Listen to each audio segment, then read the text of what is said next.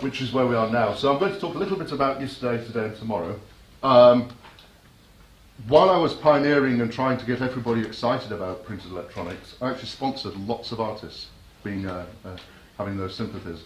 And over about 10 years, I think I sponsored about 80 artists, so it's quite a considerable number, all over the world, institutions. And in fact, I worked with the Royal College frequently, and a few of you might know people like Sam Buxton or Rachel Wingfield, people like that.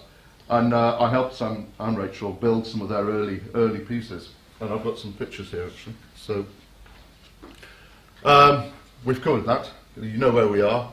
As Rick mentioned, we have access to state-of-the-art, best in the world equipment there. About 30 million of investment up to date. I'll flash over that because we've already discussed, well, Rick's covered a lot of that. I think the important one on this is the bottom line. The step from printed electronics from integrated circuits is equally important as that from vacuum tubes to transistor. We're revolutionising the world. It's all getting very, very thin and very efficient. So, the kind of thing I used to do.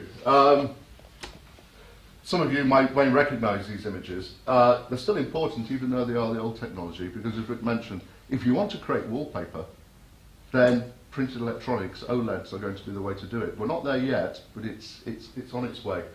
None of these are photo montage, these are real images, all using ACEL.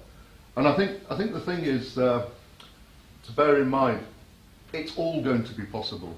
And you've just got to ask those questions. What Polyphotonics doesn't do is actually talk about what we really do. We don't talk about the companies we work with.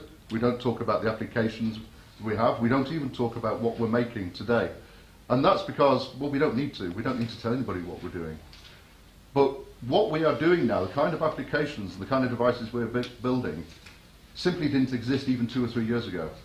They just simply are brand new inventions, new applications for new problems. And I think that's the important thing with an audience like yourself. You're going to come to people like Rick and I and say, you know, we've got these ideas. And it will be brand new. It'll be a device that simply didn't exist 3 or 4 years ago.